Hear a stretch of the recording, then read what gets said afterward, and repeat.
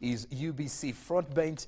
And of course, and what a time really to be having this conversation when we are heading into the festive season and also ushering in the new year of 2025. At a time when we need to keep all our eyes open and ensure that we look out for each other. Besides any issue to do with a possible security threat, we also need to understand that within the festive season we have to be mindful and also carry on these celebrations without damaging the reputation of others, of the state, and in the same regard maintaining law and order. This is the Front Bench, and I'm Joram Paul Sonko. You are watching your national broadcaster UBC.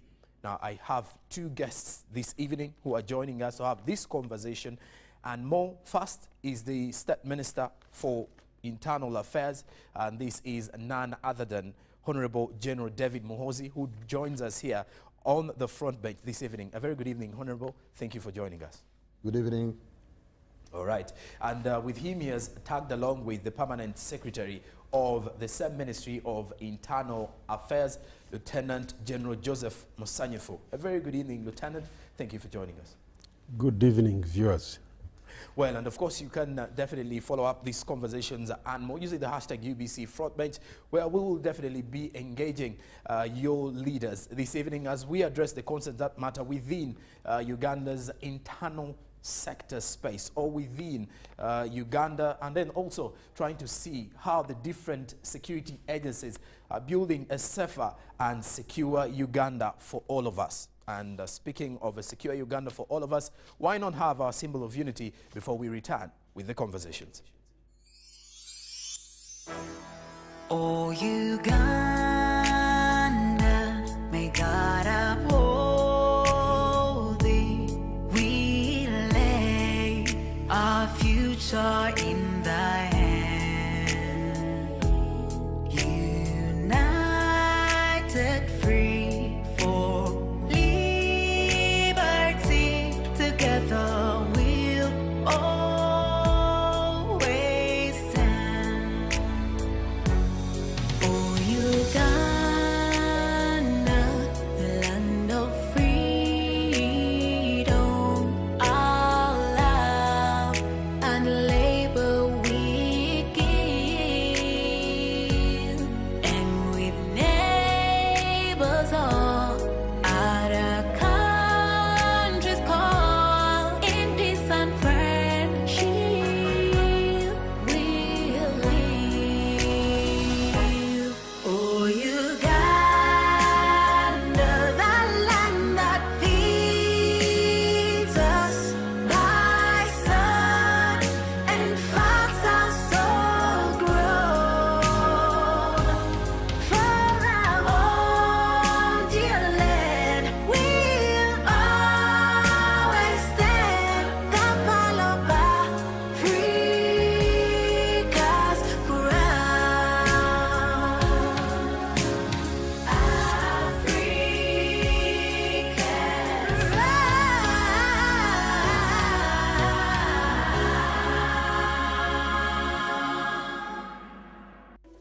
In a nation hungry for truth, a world where every story matters, there exists a beacon of trust and reliability.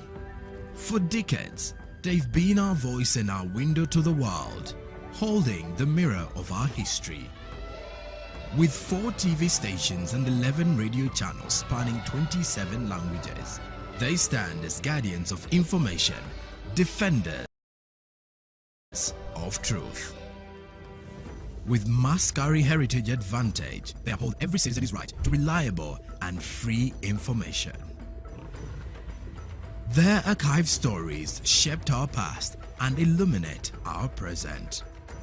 Yet now, as new challenges arise and the world evolves, their mission faces its greatest test yet.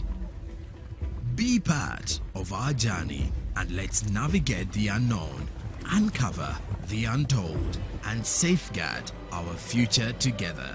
Tune into your public broadcaster, for it is the intersection of trust and truth. Because to UBC, your story, every story and every voice matters.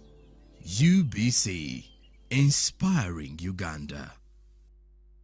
Fellow countrymen and women, these are our ministers and permanent secretaries at the front bench, representing the various ministries and answering the questions that matter to us. Join the conversation. This is the front bench. Well, everywhere you go, you'll realize that decisions are made at the front. And at the front bench here, we ensure that we engage your leaders and address the matters that concern all of you as a Ugandan. And in the first stanza of the national anthem, the most intriguing message, or what you could say the most exciting message in there, talks about God upholding us. But in the same regard, looking at the future that we have. Speaking of the future, next year is also next, very close to us, 2025, but then how best can we protect it? Or how can we protect our future if we do not start today? My two guests, I did mention, are coming in from the Ministry of Internal Affairs, the State Minister and the Permanent Secretary. I'll quickly run off to the State Minister as we get this conversation underway. And General, let's get into this conversation of looking into how the entire ministry operates. Or one may wonder, how does it look like from the ministry's perspective on its functions and how different agencies work under it? Thank you once again. Good evening, viewers. Mandate of the Ministry of Internal Affairs, we are mandated to ensure and maintain the country's internal security, stability, and also to protect the people and their property. That is our overarching mandate. But also it feeds into a bigger goal because we are part of government and we are part of a team that delivers the objectives, if I may call them, of the government of the day, which are given out through the manifesto, and we feed into all those bigger objectives, the epitome of which is that we must ensure a peaceful, stable, and prosperous country. So it's not security as an end in itself, it's security for prosperity of the people of Uganda, and that's what we do. To do that, we have under the ministry various agencies. We have the ministry headquarters. We have two ministers, the senior minister and myself. Okay. And us, we have the permanent secretary, okay, whom I'm honored to be with in the studio. And then we have departments at the headquarters. Okay. But also we have agencies under the ministry, including but not limited to the Uganda Police Force, the Uganda Prison Service, the Directorate of Immigration and Citizenship Control. We have NIRA, the National Identification Registration Authority. Those are the big four, if I can call them. Then we have other sub-departments. We have DIGAL, the Government Analytical Laboratory. Then we have other sub-departments under the ministry, including the Coordination Office for Against Trafficking in Persons. We have the Amnesty Commission. We have the Community Service. We have the office that deals with illicit proliferation of light weapons and small arms. So that is how we are organized at the ministry to deliver our mandate as enshrined in the ministry mandate and mission, but also in the respective agencies under the ministry. Okay. And well, when you look into that breakdown, General, as you've given it to us, one may wonder how the ministry works on the security situation management. We're heading into the festive season here. And as we are heading into this season, at times you look at some bit of the isolated crime rates that are always reported. within the country, because of, as people are enjoying, there are always other people who have other intentions during the time. I wonder, though, the measures that the ministry has been having over time to ensure that national security and maintaining law and order is enhanced, and also the safety of citizens is always a priority. Yes, that is our primary role, internal security, and we work with others, other security agencies, the military, intelligence services, internally with the immigration,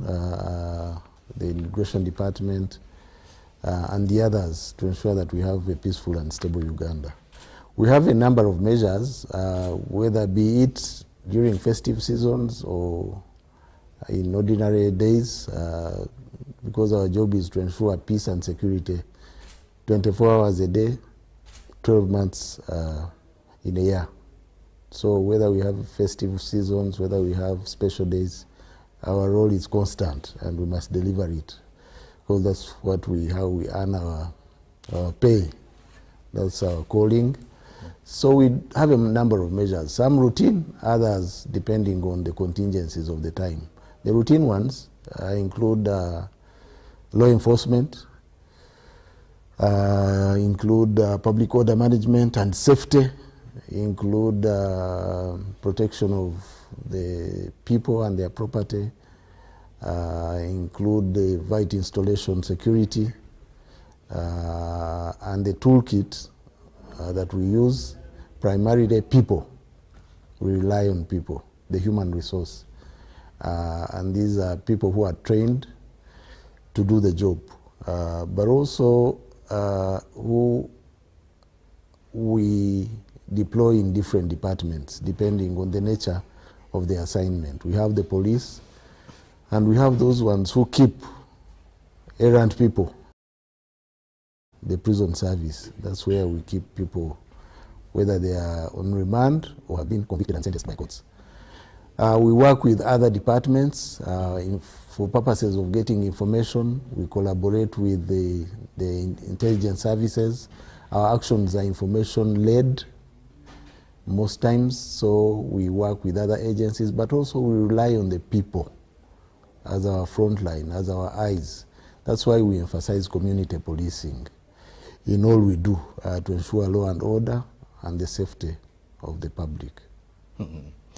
And well, of course, to you, dear viewer, the conversation is continuing online. The hashtag is UBC Frontbench. The phone number is 709-602592. Let me get to the Permanent Secretary and we build more on the conversation. Lieutenant General, given the demands of the internal security operations, one may wonder, though, how does the ministry ensure room for equitable and efficient allocation of resources, and also ensure that different security agencies that are under its guardianship are also well maintained and are receiving a fair share of this? Thank you, and good evening, viewers again.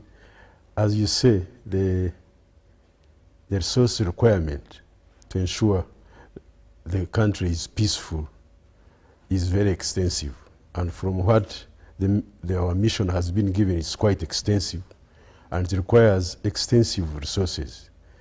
The agencies are very many. Now, the first to efficiently allocate these resources, because the agencies have different tasks that each one is doing, we have, out of the ministry, we have 6 separate votes. So each agency has its separate vote, which means that the agency manages its resources within the plans and the programs. But as a ministry, to ensure efficient and effective allocation, there is extensive stakeholder consultations from technical level to the policy level. At the technical level, all the individual votes carry out extensive consultations which are brought to the policy level, the top management.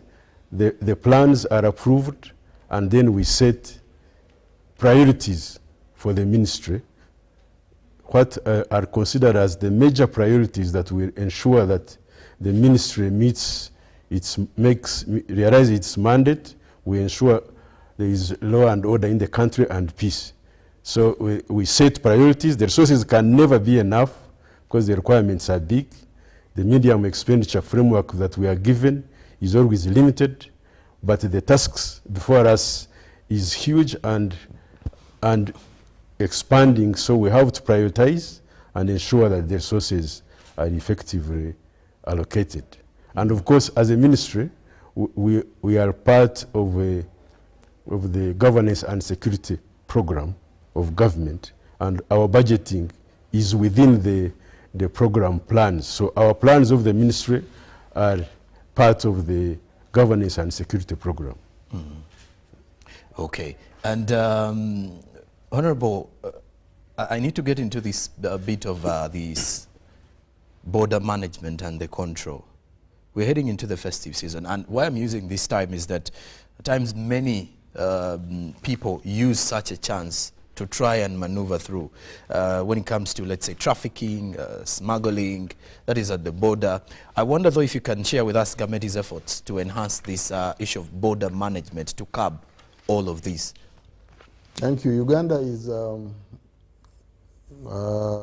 has a unique position of being land-linked, and that has advantages and disadvantages, especially so that we are in a troubled neighborhood and we are stable.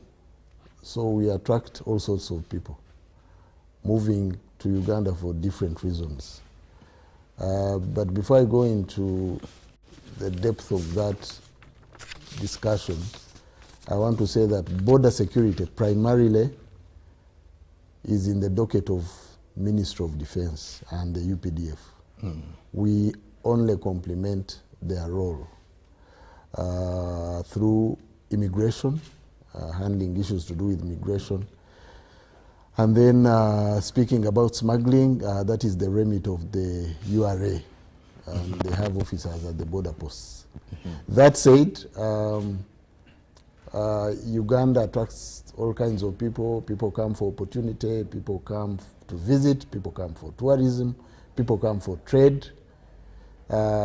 People come running away from danger for safety. So depending on which category one belongs to, that determines on how they are handled. And then there are other people who are irregulars. They come through the non-designated border posts. For our docket and the ministry in particular, we deal with all the people that come in, save for refugees running away from danger. Those ones are handled by the Office of the Prime Minister and the other stakeholders in that business. And there are areas designated for refugees in this country. We have camps. We are very receptive. You know, we have the biggest refugee population around the region, if not in Africa. But for the other categories, depending on how you come, what you come for, and how long you stay, we deal with you accordingly through our immigration department, through either grant of the applicable permit if you are coming for work. If you are coming for trade and you are from the neighborhood, that is allowed. You come with your ID and go back. If you come illegally, then we deport you, and there's a procedure for that. And if you come to study, there are study permits for people who study in this country from the neighborhood. So then if you commit an offense while you are here, then you are liable for prosecution according to the laws of the country. You are not exempt just because you are a foreigner. So depending on category, depending on how you come, what you come for, how long you stay, we deal with you accordingly. And we complement the other services and agencies to ensure that our frontier is secure and that the people who come in don't come as a risk, but they come for normal, lawful activities in our country. And P.S., looking into your role of implementing the policies that matter and that set the pace for the ministry, I wonder though, if you can take us through the challenges that you encounter throughout achieving these action plans that you've set as a ministry, and ensuring that peace is maintained within the country, but also in the same spirit, ensuring that the agencies under the Ministry of Internal Affairs moves in the right direction of the policies you set.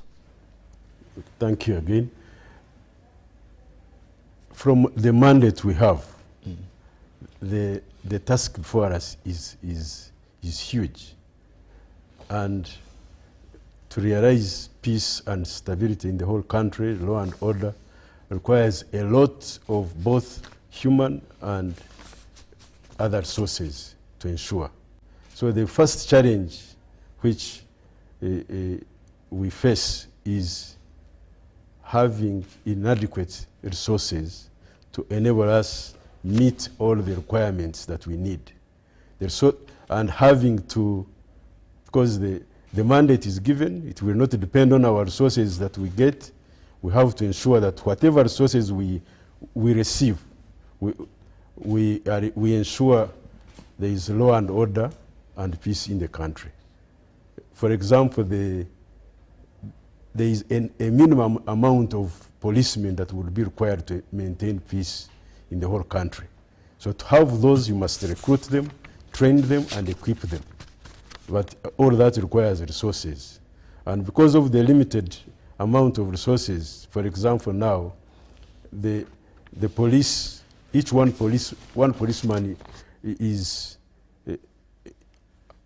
responsible for over 900, when the standard world efficient ratio would be 1 to 500.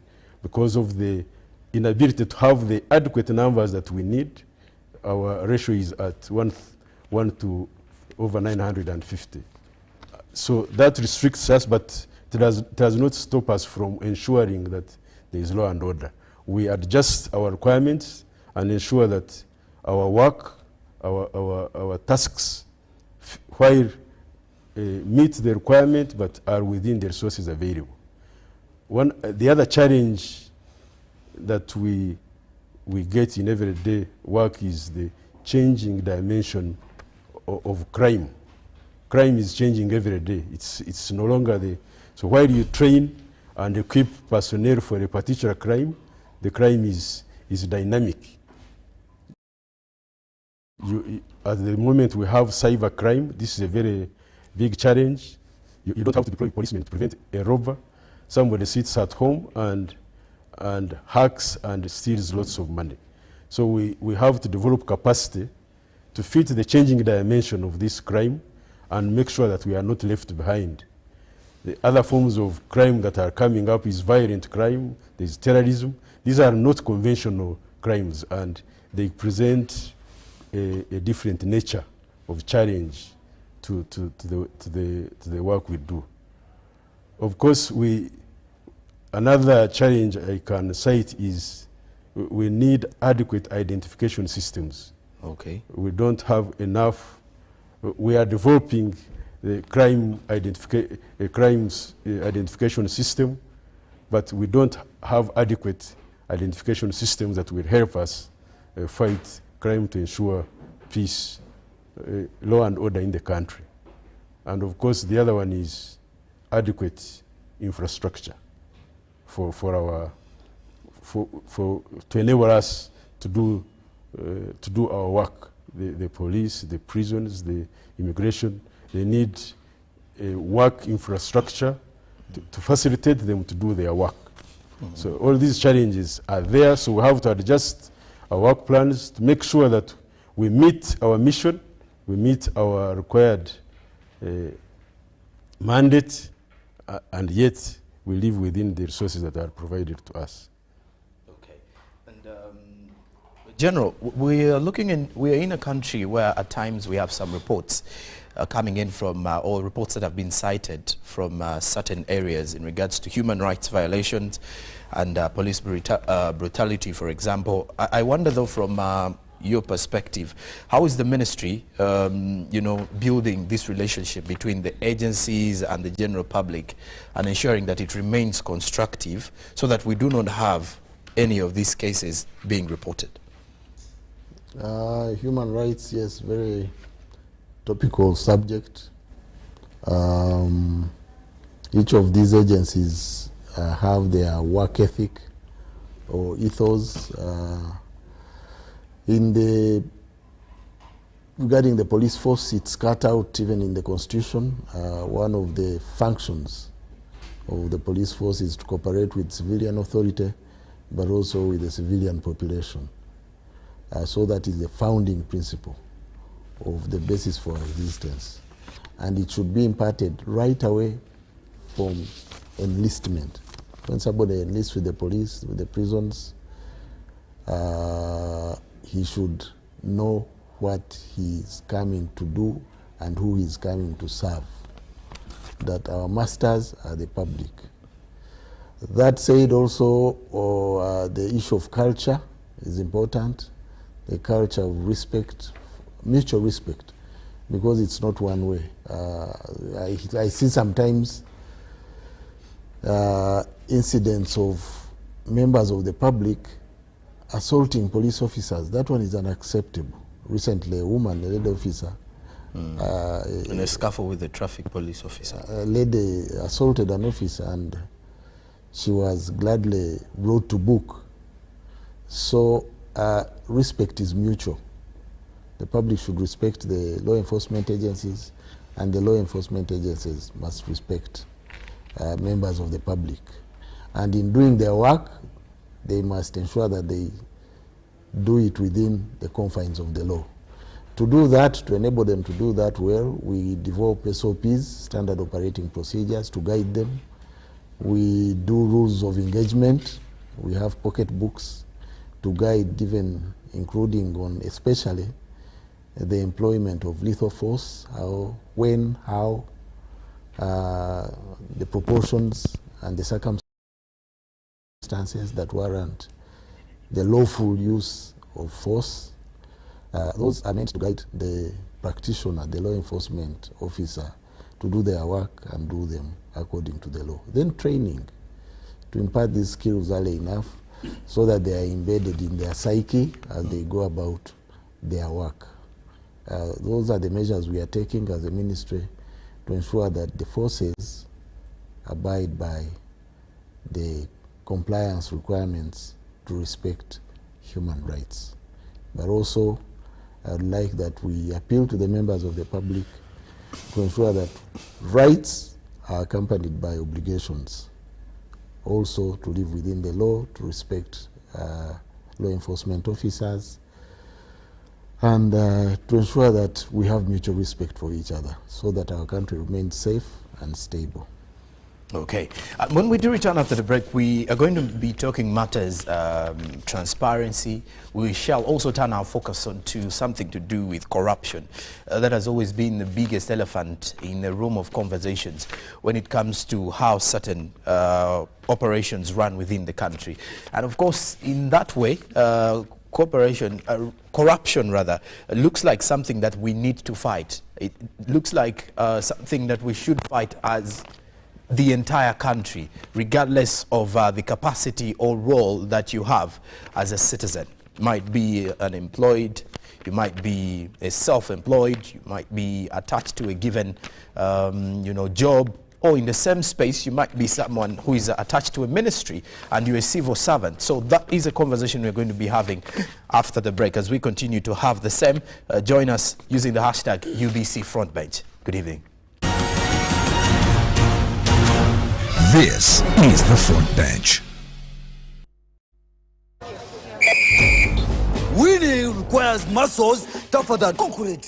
But when you shop with MTN Momo, winning is easy. Simply get your phone and use the Momo app or dial *165*3#, enter merchant code, enter amount, enter your Momo PIN, and pay.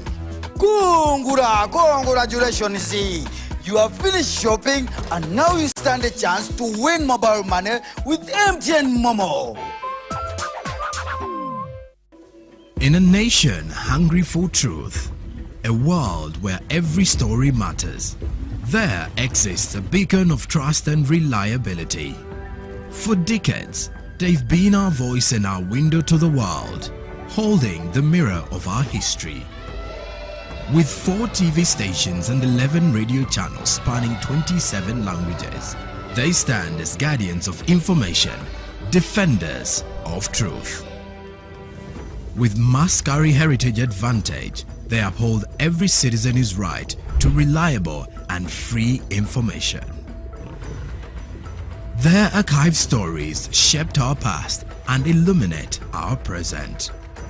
Yet now, as new challenges arise and the world evolves, their mission faces its greatest test yet. Be part of our journey and let's navigate the unknown, uncover the untold, and safeguard our future together. Tune into your public broadcaster, for it is the intersection of trust and truth. Because to UBC, your story, every story, and every voice matters. UBC, inspiring Uganda. This is the Front Bench. Henry Barlow wrote the Building the Nation, a poem that we kind of sank with during our times in high school. And I can only imagine what role you're doing to ensure that you're building this motherland of ours. What stone are you laying as a foundation for the future generations to come?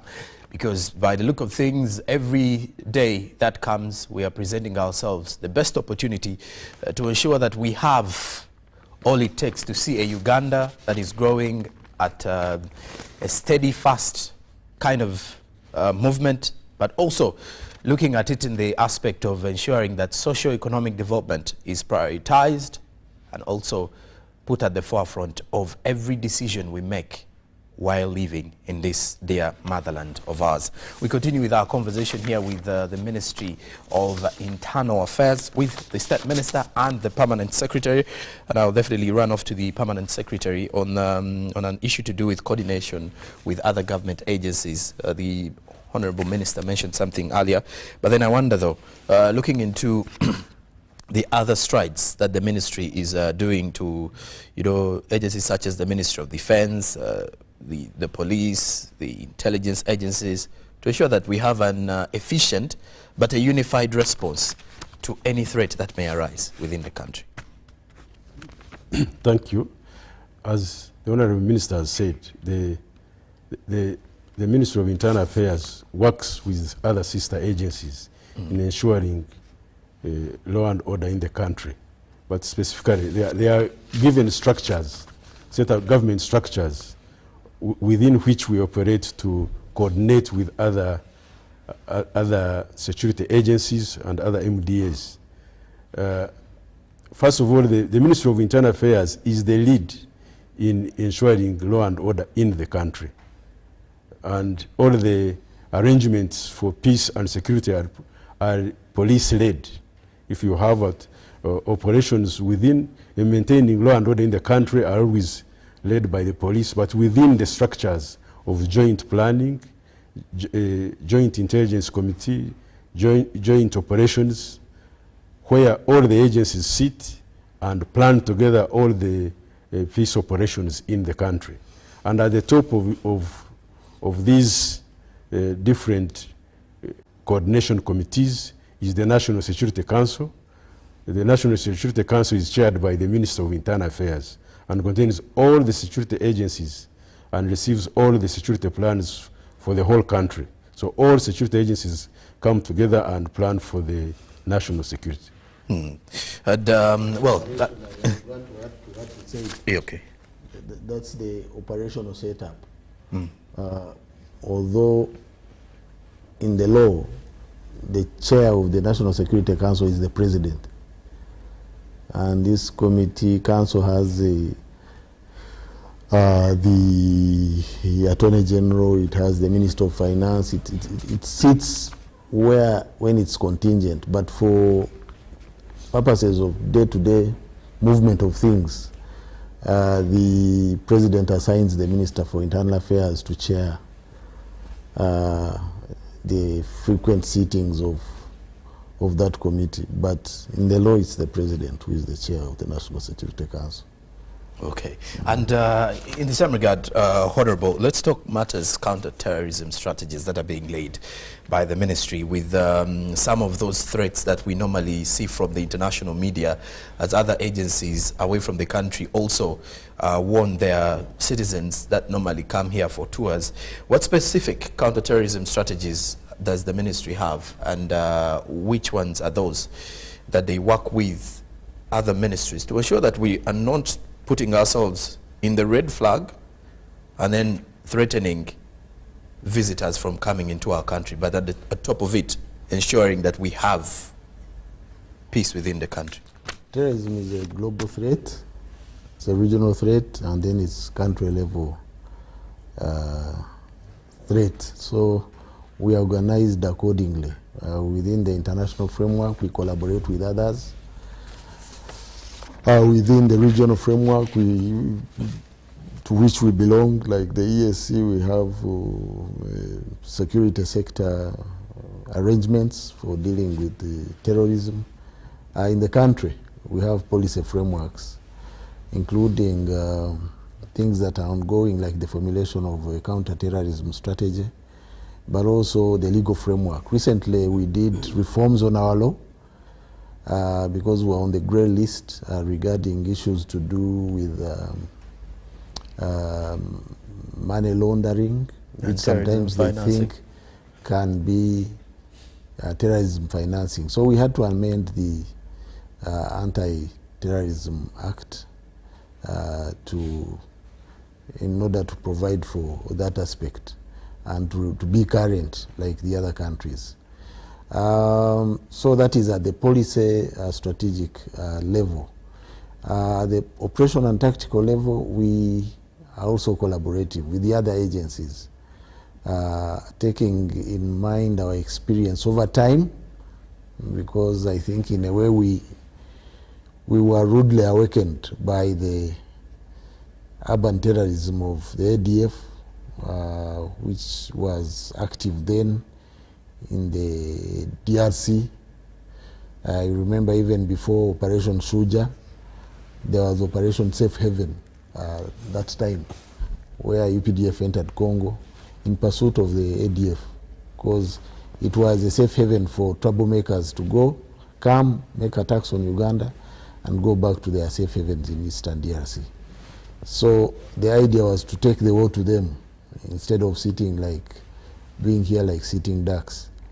But the threat persisted, and later they even attacked Kampala here, bombs and all those things that time, which were led to the formation of the JAT, Joint Anti-Terrorism Task Force. That time, because of its paramilitary nature, it was led by the CMI, which now is Defense Intelligence. And we have maintained that posture. And it brought together all the players, security players, police, the intelligence services, and the army.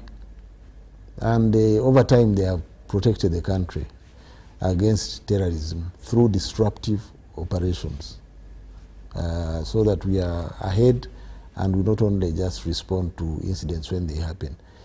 When in the unlikely event that they do, still that structure helps to ensure quick response to terrorism in all its dimensions. And then, of course, we later deployed in Congo. The UPDF is there. Operation Shuja is known, and it has helped to disorganize the terror cells there, because they had liberty to organize, to plunder, and then to come and attack, recruit, and all those things. So now they are on the run. So that is how we stand as far as countering terrorism is concerned. Well, to your dear viewer, you also get to realize that every year when the IGG's annual report comes out, the police is not always in the right books when it comes to fighting corruption or fighting against corruption. The entity itself is always among the top two in corruption scandals, I should say. But one may wonder, how then are we going to fight this? And from the ministry's perspective, we would like to hear from them and know how they are trying to address this issue of corruption, especially in agencies that they work along with, but also in the same regard, how they are improving on the issue to do with transparency and governance. I'll take this question to the Permanent Secretary. PS, looking into the ways that the ministry is employing to improve on the transparency, governance, and then are there systems that have been put in place to monitor that every, say, funds that are allocated to security operations are doing the right things, not someone swindling the money? Thank you. I think the starting point, which I must say, is the zero tolerance for corruption. That is the starting point. And in all the agencies, that is stressed. And you know, to that one, we all operate under the guidance of the robust financial management structures as given by Ministry of Finance. Okay. And our job one is to ensure that we adhere to all the guidance and the financial management requirements as given to government, and we stick to this and ensure that all the expenditures are within the requirements. We are audited like any other government agency and ensure that all expenditures are according to the required standards.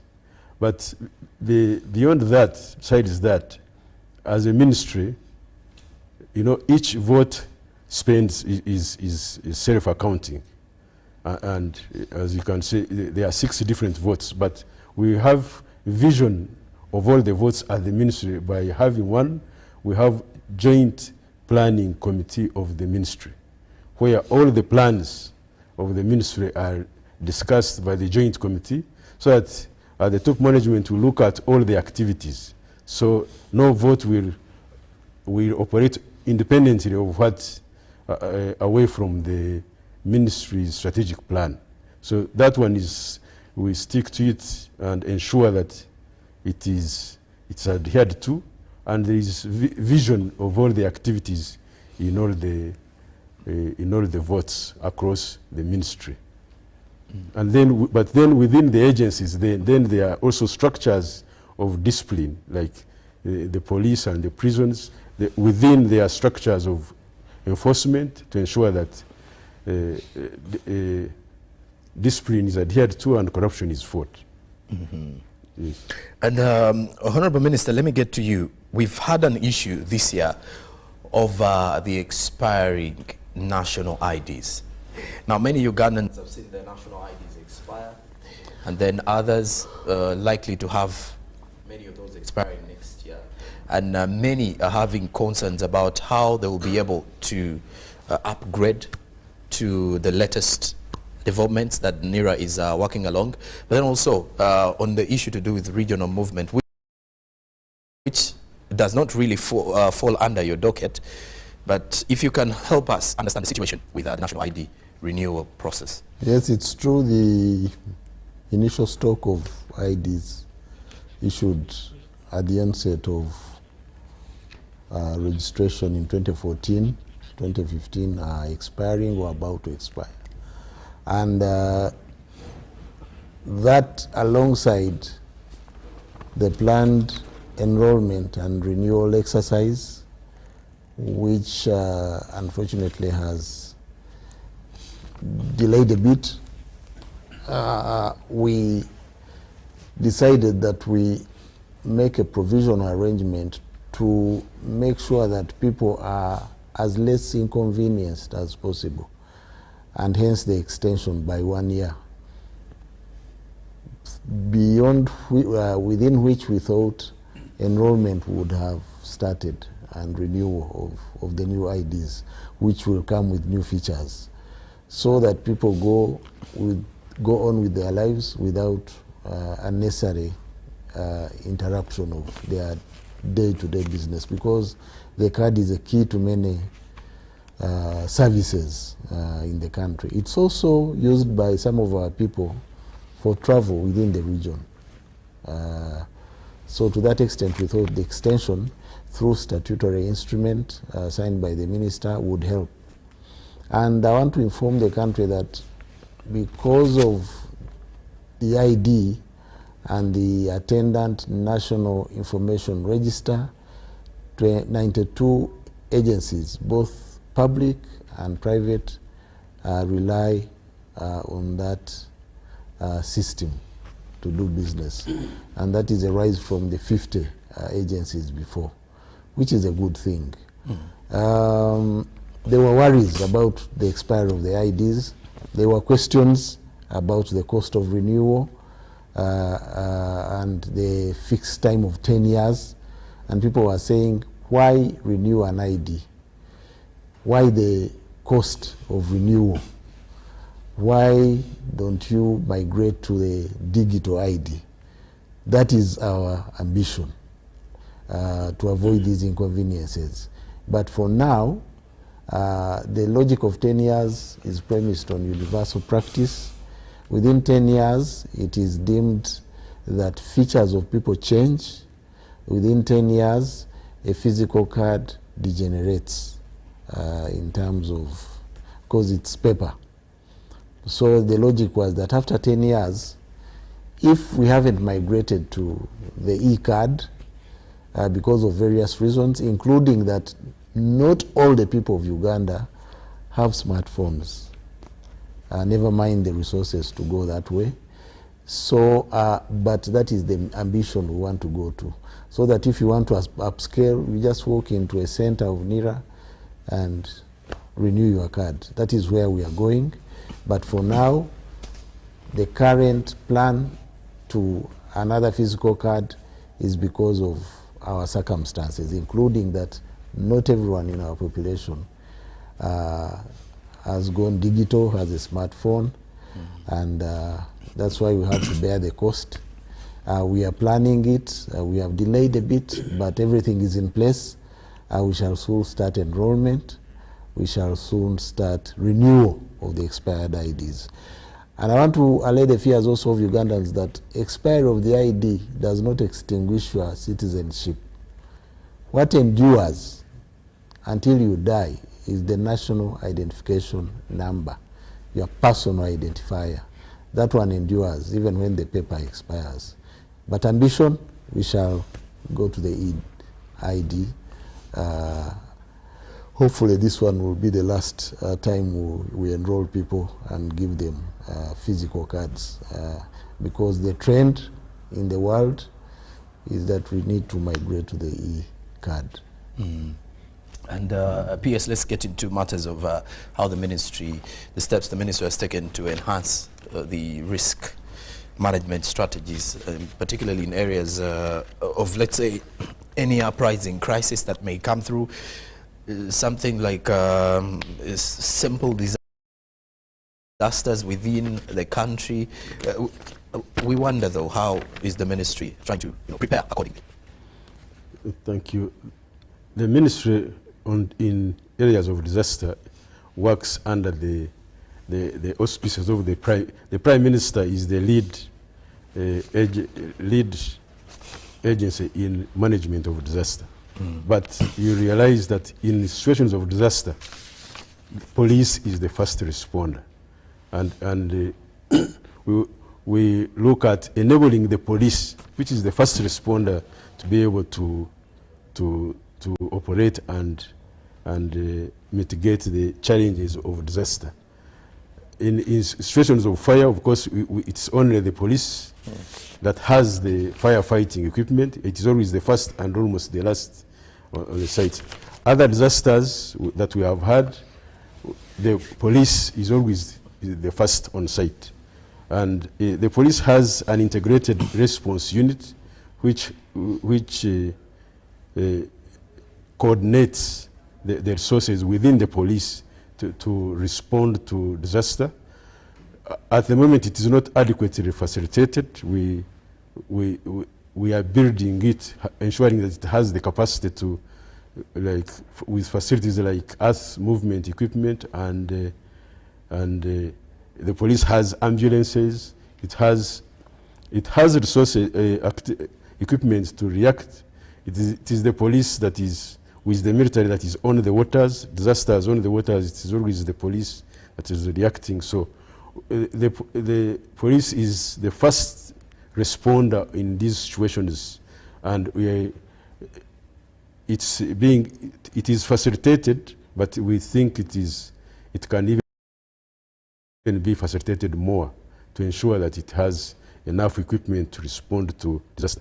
Other preparations are we develop capacity on ICT disaster. That's an area that also has a threat. We have an ICT center at unit at Chikanda doing research and preparing human resources that can react to disaster. So this is work in progress, and I think but we have the basics that will help us to do the first response. And of course, I wonder though, from the viewer's perspective, when you look into the situation within the country, I do believe there is that bit of peace and security that we can all be proud of. Other issues do arise here and there that are a work in progress, I should say, but at the same capacity, I wonder though, from the ministry's point of view, with rapid urban migration, urbanization everywhere, we are seeing quite a number of cities developing within the country.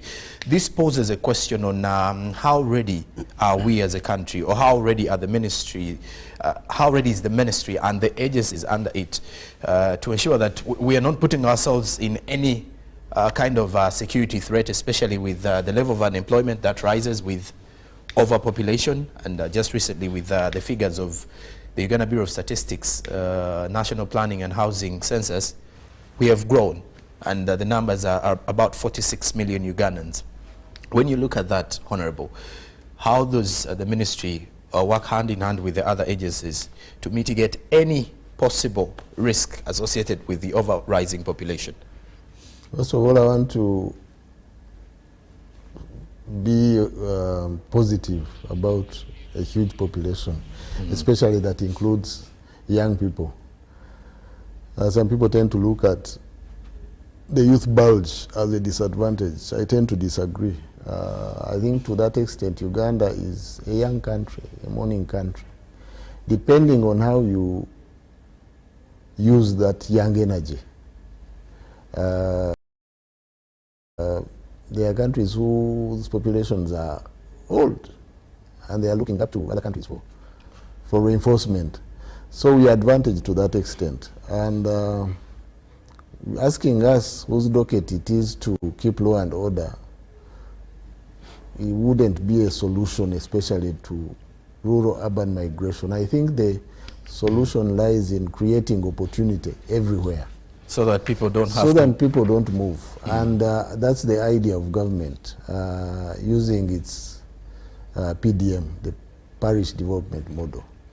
There is more opportunity in agriculture, because that is our niche as a country. So how do you attract youth back to the land, not to the towns? What they are doing, most of these young people, selling their land or that of their parents, coming to town to ride borders, which borders sometimes are stolen or have accidents, and they have nothing to fall back to. So how do we attract the youth to the land, but in a way that gives them hope, gives them opportunity, creates a livelihood? That I think across government is where we are looking at the drivers of this migration, and the best way to address it is wealth creation in the countryside, to avoid land fragmentation, to ensure production and commercial agriculture.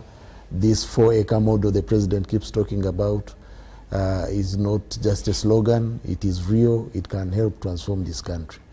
But also, I think skilling the young people for them to earn their bread. Skilling for the job market, because most times we train people, but for not in a way that translates into jobs. So I think we need to connect education to jobs to livelihood. That way I think we can avoid what you fear, the rural-urban migration without plans. Of course, the other thing is planning our urban centers, physical planning. It's something we are addressing in government. And also ensuring that we leave land for posterity, because now everywhere, town councils, town municipalities are coming up. How shall we feed the people? That's a question. As policymakers, we need to ask ourselves, to ponder and answer. In the West, people moved during the Industrial Revolution, left the countryside to the towns, and the towns expand upwards. But for us, we are making everywhere a town, and I think the earlier we address that one, to arrest it, so that we ensure proper physical planning, so that we leave land for production, so that we attract young people to the land, among other things, and that those that want to go to the towns have a skill that is relevant to the setting of the town, factories and industries. That way, I think we shall have less of the fears that we are talking about, including crime. All right, and as we are summing up with our conversation this evening, I'll be taking the parting shots of my guests, but I'll start off with the Permanent Secretary. PS, from your docket, in your parting shots, I would like you to paint a picture of how the ministry's, the efforts the ministry has for sustainable development in the coming years, putting in context 2025, which is just ahead of the corner, and then your message of the festive season to our viewer this evening. Thank you. Again, for the future, I think the focus is in enhancing the technology use. Our future lies in being more technology savvy to solve our problems. If we look at where we have used technology, provide services has improved. The best example, of course, is the passport. You can sit in your house, apply for a passport, and go through the processes online until the time you sit at home and arrange an appointment and come and get a passport without any scaffold. And the future lies in digitizing all our services, and then also using science to fight crime. We need to have we are building a DNA data center at Digar, and also building a crime data center. So once we digitize all this, we shall be, the ministry will be in a position to provide better and quicker services to the population. And I think I call upon us, to Ugandans, to support this endeavor to advance, provide service, advance our services, digitize, and to be able to provide services better to the people. And as we move into the festive season, first of all, I want to call upon all Ugandans to be mindful of this period. One, those on the roads, we lose very many people unnecessarily because of careless driving on the roads. Let's maintain road safety as we go into the festive season, so that we are able to celebrate with our families and have a peaceful period for ourselves and for the country. So I wish a peaceful, tranquil, festive season for everybody. Okay, thank you very much for your time. Honorable Minister, your parting shots and your message to the dear Ugandans. Parting short, prospects for the ministry in the new year. We think we shall do better. We've done a lot with less. We can do even better with a little more resourcing and resolve. Our ambition is to realize the directive of the President to spread our coverage of the country of 18 policemen per sub-county. That, backed with what the PS said, technology. Technology is a force multiplier. That's why we talk about the CCTVs, to enhance our coverage of the country. That's why we think even the public, those who can afford, can reinforce the national grid of cameras to buy their own. More eyes mean less crime, or make it easier for us to trace those who do wrong. Then the other capabilities in the anti-crime infrastructure, dogs, forensics, he's talked about it. All those, I think, will help us to do work better. But also on a lighter note, we don't only project hard power, security with force of arms and all. We have our softer side, softer power. Some of our services are the best known for producing the best sportsmen, especially the prison service. Our Cheprotits and all those names come from the prison service. So it's something we look at improving and adding on. Developing sport. Sport ensures discipline. Sport ensures physical fitness. Sport also is good for the country. It's good for the country.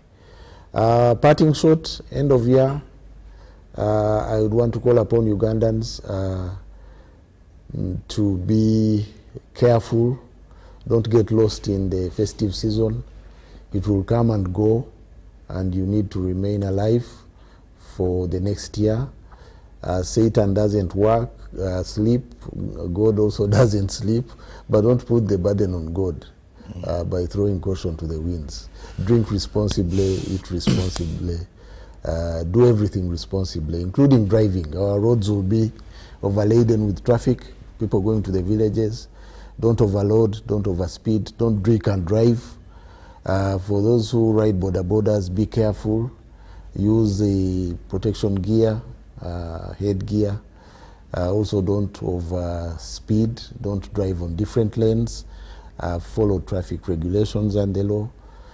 The law doesn't sleep. We don't want to receive you as a lawbreaker, and wish you all the best and a happy new year and fruitful celebrations of the festive season. God bless you. Thank you very much, Honorable General.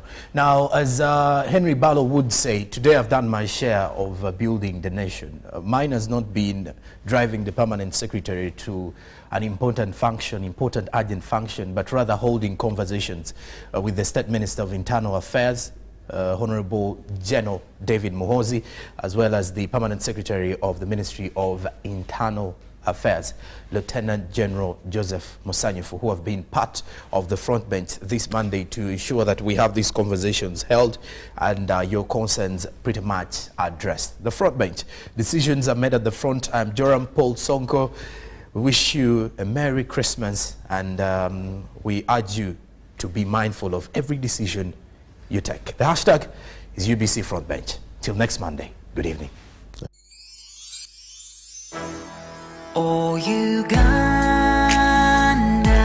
may God uphold thee. We lay our future in thy hand. United, free for liberty, together we'll always stand. Oh, Uganda, the land of freedom, our love and labor.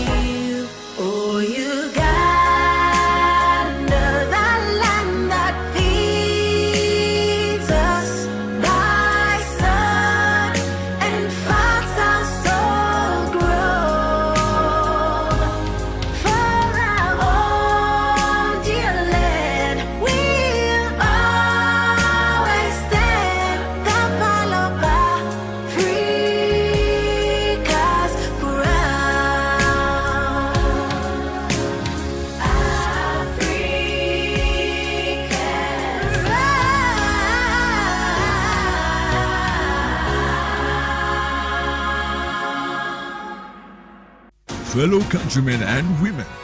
These are our ministers and permanent secretaries at the front bench, representing the various ministries and answering the questions that matter to us.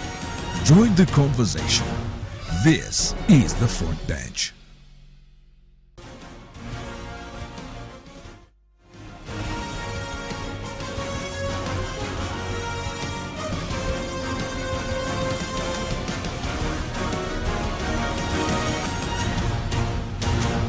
This is the front bench.